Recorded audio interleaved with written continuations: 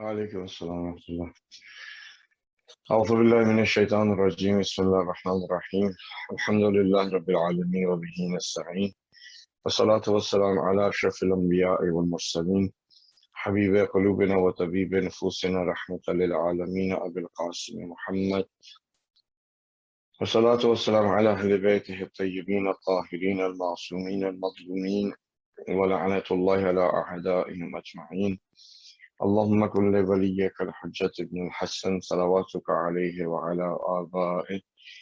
في هذه الساعة وفي كل ساعة وليا وحافظا وقائدا وناصرا ودليلا وعينا حتى تسكنه أرضك طوعا وتمتعه فيها طويلا برحمتك يا أرحم الراحمين۔ اللهم صل على محمد وعلى محمد۔ امام علی علیہ السلام نے فرمایا، ان کے فرمان سے جو سمجھ میں آئی وہ اس کا مفہوم یہ ہے کہ جب انسان عید والے دن نماز سے فارغ ہو،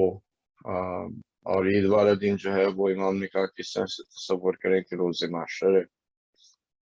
اور جب اس سے فارغ ہو تو جب یہ سوچے کہ جب وہ واپس جا رہا ہے اپنے گھر، وہ جنت میں جا رہا ہے یا جہنم میں جا رہا ہے۔ امام کی یہ جو اس سے اگر آپ سمجھنا چاہیں تو یہ ہے کہ 30 دن کے روزوں کے بعد یا 29 دن کے روزوں کے بعد انسان اس جگہ پہ پہنچ جاتا ہے کہ جہاں پہ ڈیسائیڈ ہو سکتا ہے کہ وہ شخص اس کی منزل جہنم ہے یا جنت ہے۔ تو انشاءاللہ امید ہے کہ اللہ سبحانہ تعالیٰ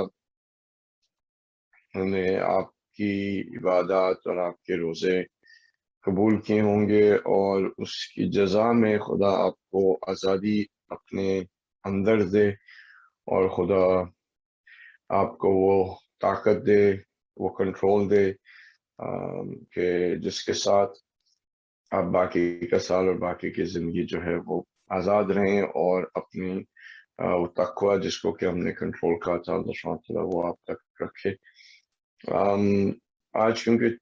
چھوٹا مطلب بیان کرنا ہے، یا چھوٹی سی آپ نے کہا تھا 20 منٹ، تو اپنی زندگی کے اندر کوشش کریں کہ ہر چیز کو خدا کی امانت سمجھیں، ہر ایک عمل کو، ہر ایک ثانیے کو، ہر ایک سینیریو کو، ہر ایک سین کو، ہر روز، ہر لمحہ یہی تصور کریں کہ آپ خدا کے اس امتحان کی جگہ پر ہیں۔ ہر چیز آپ کے لیے امتحان ہے، کوئی چیز امتحان کے دائرے سے خارج نہیں ہے۔ خدا نے حساب شدہ قوانین ہمیں دی ہیں، وہ ہماری سی دنیا کی زندگی کے لیے ہیں، اور اگر ہم ان حساب شدہ قوانین کے مطابق اپنی زندگی کو نہیں گزارتے تو پھر وہ وہی دنیا ہے جس کو کہ امام نے طلاق دی 3 دفعہ، اس کی مذمت کی، اور ہر امام کو اسی نے شہید کیا یا اسیر کیا۔ تو انشاءاللہ امید ہے کہ یہ عید کا دن جو کل ہوگا وہ آخری عید کا دن ہوگا کہ جو ہم بغیر امام زمان علیہ السلام کے گزاریں گے۔ انشاءاللہ اگلے سال ان کے محضر میں ان کے ساتھ مل کے اس نماز کو جو کہ پھر ہم پہ واجب ہوگی، اس نعمت کو محسوس کر پائیں گے جو حقیقی آزادی ہے اور غلبہ ہے تمام شیاطین کے اوپر، تمام ادیان کے اوپر۔ اس دن اللہ سبحانہ تعالیٰ ہمیں توفیق دے کہ ہم ان کے ساتھ ہوں، اور یہ جو ظلم و ستم کی دنیا ہے اس کو خدا ہمیں توفیق دے کہ ہم امام کے ساتھ مل کر اس عدل و انصاف جو کہ بائی پروڈکٹ ہے، کیونکہ جب انسان اپنے مقام تک پہنچ جاتا ہے تو دنیا عدل و انصاف اور قسط بھر جائے گی۔ آج کی دنیا آپ دیکھ رہے ہیں، غزہ میں دیکھ رہے ہیں کس طرح سے بچے جو ہیں وہ شہید کیے جا رہے ہیں، عورتیں شہید کی جا رہی ہیں، اور ان کے لیے کل کا دن آنسو بھرا دن ہوگا۔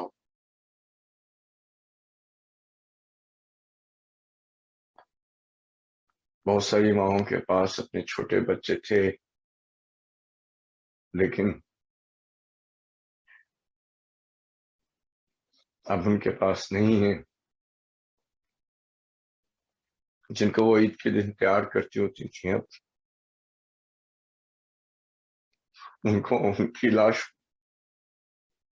کے لیے کفن تھا۔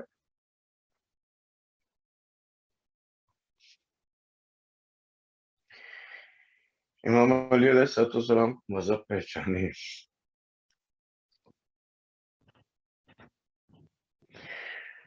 امام کے مذہب میں مظلوم کی حمایت ہے، ظالم سے دشمنی ہے۔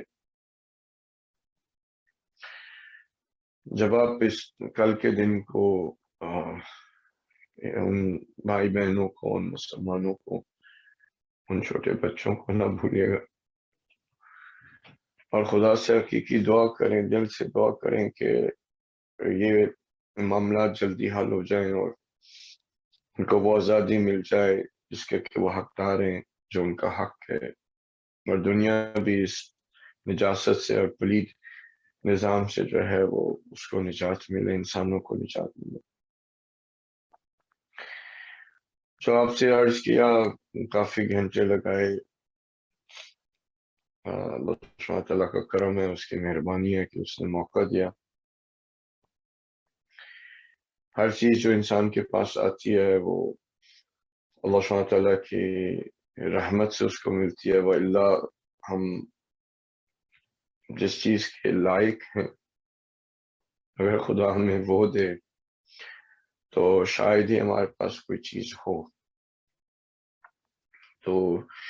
جو بھی آپ کے پاس ہے وہ کبھی یہ نہ سمجھے گا کہ آپ اس کے لائق تھے، یا آپ نے کیا تو آپ کی کوششوں کا یہ نتیجہ ہے، یا آپ نے اپنے خود قدموں پہ کھڑا ہو کے یہ کیا، یہ کبھی نہ سوچے گا۔ جو کچھ بھی خدا نے آپ کو دیا ہے وہ سب اپنی رحمت کے دائرے سے دیا ہے، اور حقیقت میں ہم فقیر محض ہیں، ہم وہ مخلوق ہے جو حقیقت میں فقیر محض ہے۔ ہر خدا کی ہر مخلوق فقیر ہے، لیکن ہم باقین فقیر محض ہیں۔ فقیر محض کا مطلب ہوتا ہے کہ اس کے پاس، جس کے پاس کچھ بھی نہ ہو۔ کچھ بھی نہ ہو کا مطلب یہ ہے کہ فقیر اس کو کہتے ہیں کہ جس کے کھڑے ہونے کی طاقت نہ ہو، جس کی ٹانگیں جو ہیں وہ ٹوٹی ہوئی ہوں، اس کو کہتے ہیں فقیر۔ ہم جنرلی اس کو غریب کے معنی میں لیتے ہیں، لیکن فقیر، فقر جو عربی کے اندر ہے اس کا مطلب ہوتا ہے کہ جو کھڑا نہ ہو سکے۔ تو کیونکہ ہم خود کھڑے نہیں ہو سکتے، ہمارے پاس خود سے کچھ بھی نہیں ہے، اس لیے ہم فقیر ہیں، اور فقیر محض ہے، کچھ بھی ہم خود سے نہیں کر سکتے۔ یہ اللہ سبحانہ تعالیٰ کا کرم ہے کہ اس نے آپ کو طاقت دی کہ آپ روزے رکھ سکیں، اس نے آپ کو طاقت دی کہ آپ نمازیں پڑھ سکیں، اس نے آپ کو طاقت دی کہ آپ خیرات کر سکیں، سب کچھ اس کی طرف سے ہے۔ تو جب انسان کی جہان بینی اس کا مذہب امام کا، ائمہ کا ہو جاتا ہے تو پھر دنیا لعب اور لعب نہیں رہتی، بلکہ ایک سبقت لے کے جانے والی جگہ بن جاتی ہے۔ وہ اب ایک گیم جیسے عرض کر چکے ہیں، وہ کارپوریٹ کی یا سٹیٹس کی نہیں ہوتی، بلکہ وہ اب مسابقہ ہوتا ہے، وہ ایک کمپٹیشن ہوتا ہے جس میں اولیاء اللہ ایک دوسرے سے سبقت لے کے جاتے ہیں خدا کی محبت میں، اس کی اطاعت میں، اور پھر زندگی خدا کے ساتھ ایک ہر لمحے رابطہ بن جاتی ہے، اس کا پیار محسوس ہوتا ہے، اس کا نور محسوس ہوتا ہے، انسان کی آنکھیں کھل جاتی ہیں، انسان کے کان کھل جاتے ہیں، اس کو وہ باتیں، وہ چیزیں نظر آتی ہیں کہ جو دوسروں کو نظر نہیں آتی، اس میں بصیرت آ جاتی ہے، وہ مستجاب الدعا کے جگہ تک پہنچ جاتا ہے کہ اس کی دعا جو ہے وہ خدا استجابت کرتا ہے، وہ سائل فراہم کرتا ہے۔ تو دیکھیں ان سارے مقامات کو لوز اگر ہم نے کر دیا تو جو خدا نے ہمیں انویسٹمنٹ دی تھی اس کا ریٹرن ہم نہیں لے پائیں گے۔ تو انشاءاللہ کوشش کرے، میں بھی کوشش ہی کر رہا ہوں، کوشش ہمارے پاس خدا ہی کی دی ہوئی ہے، اگر نہ دے تو ہم کوشش بھی نہیں کر سکتے۔ امام معصومین کے لیے یہ جو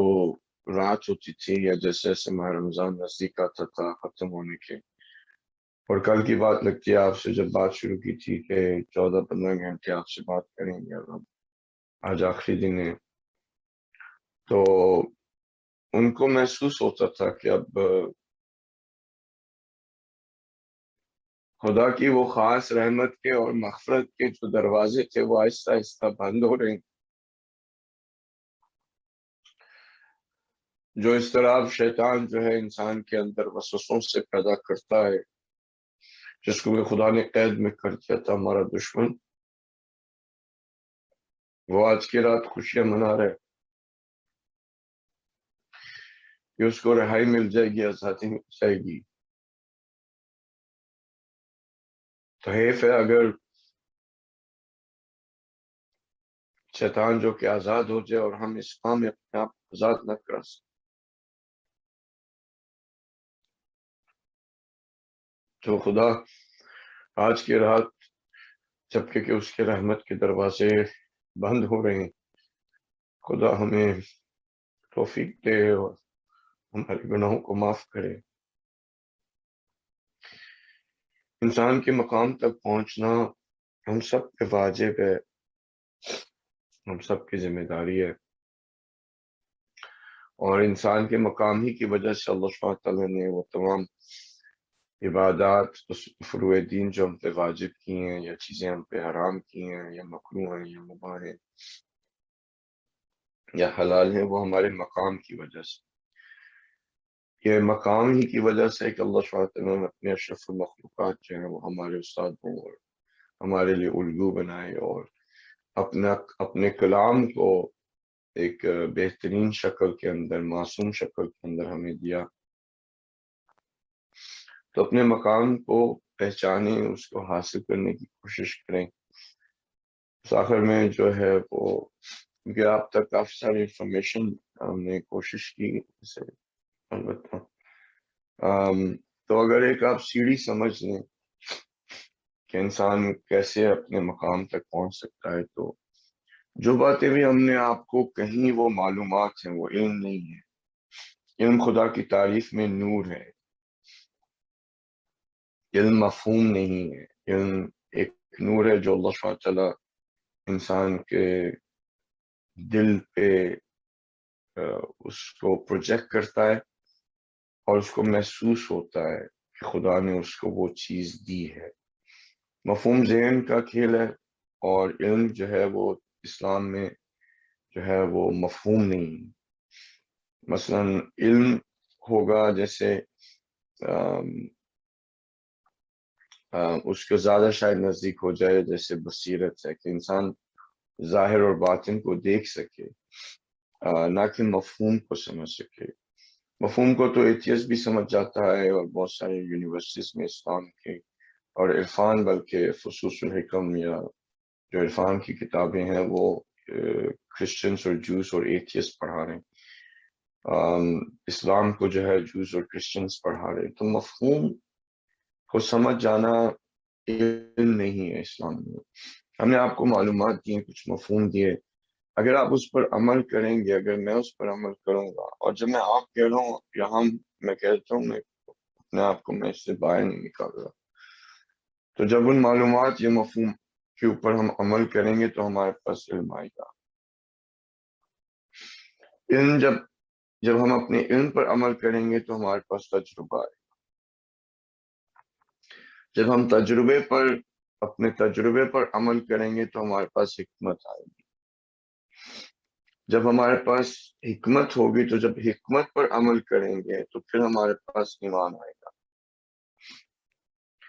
اور جب اپنے ایمان پر ہم عمل کریں گے تو پھر ہمارے پاس یقین حاصل ہوگا یا یقین آئے گا. جب ہم یقین پر عمل کریں گے تو انسان اپنے مقام پر پہنچ جائے گا. ٹھیک ہے، تو اس کو اگر آپ چاہیں تو ایک سیڑھی سمجھ لیں، ایک